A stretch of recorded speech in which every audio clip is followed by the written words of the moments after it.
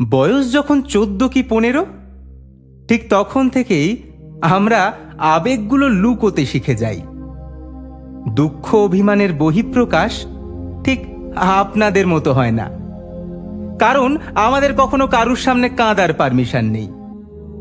তাই ওই যে বিছানার পাশে পাশবালিশগুলো আছে না, সমস্ত নালিশ ওদের কাছে গিয়েই জমা হয়, কিংবা নিকোটিন হিসেব রাখে হারিয়ে যাওয়া সম্পর্কগুলোর। কেন এমন হয় জানেন সেটা? কারণ অলিখিত নিয়ম আছে। ছেলেদের কাঁদা বারণ, ব্যথা পাওয়াও বারণ, অথচ কষ্ট কিন্তু কম পাই না আমরা।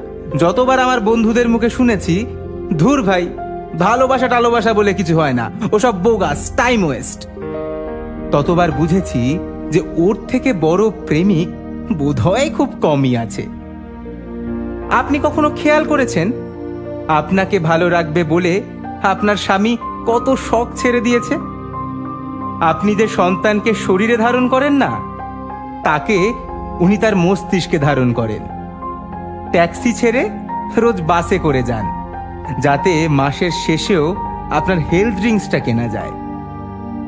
আচ্ছা, গাড়ির শোরুমের বাইরে দাঁড়িয়ে বাইক কেনার স্বপ্ন মরতে দেখেছেন কখনো? একটা মধ্যবিত্ত মেয়ের বিয়ে হওয়ার পরে বিদেশ যাওয়াও হয়ে যায়, কিন্তু একটা মধ্যবিত্ত ছেলের বাইক চালিয়ে লাদাখ যাওয়াটা আর হয়ে ওঠে না। এরপরও শব্দ করে আমাদের কাঁদতে দেখবেন না, কারণ আমরা ছেলে, আমরা বাবা। চওড়া কাঁধ, শক্ত হাতের মুঠো।